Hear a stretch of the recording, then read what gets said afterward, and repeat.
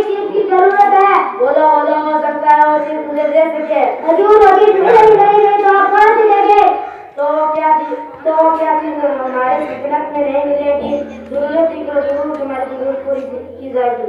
हजूर मैं इंसान तलाश कर रहा हूँ। इंसान? जी हजूर इंसान। क्या हमारे सल्तनत में इंसान नहीं रहते? यह सब इंसान थोड़ी है, ये तो हैवान है। एक दूसरे को खाना बताते हैं। इंसान बहुत है, हम कुछ कहते हैं लेकिन मुझे से पहले पानी पीना गवारा नहीं कहते। इंसान बहुत है, हम कुछ भूखे और मेहमानों को खाना खिलाते हैं। इंसान बहुत है, हम कुछ बादशाह और कपड़े के पैंट लगे हुए थे। बैलून, तुम भी कभी कभी बड़े मजे की बातें करते हो। तो जी इन्हें कुछ तोहफे दे दो।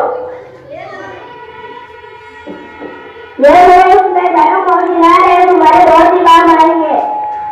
और जमीनों का जन्म को खिला देना कौन है? उसी की जीत को दे देना। अच्छा दूध करता हूँ। बैलून यहाँ हो, ये छड़ी तुम्हारे पास रखो।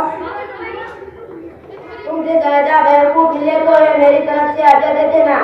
जी हजूर बहुत संभाल कर रखूंगा। मैं आपको तलाश करूंगा और मिले तो आपका हदिया जरूर पेश करूंगा। ठीक है, कभी कभी जियारत का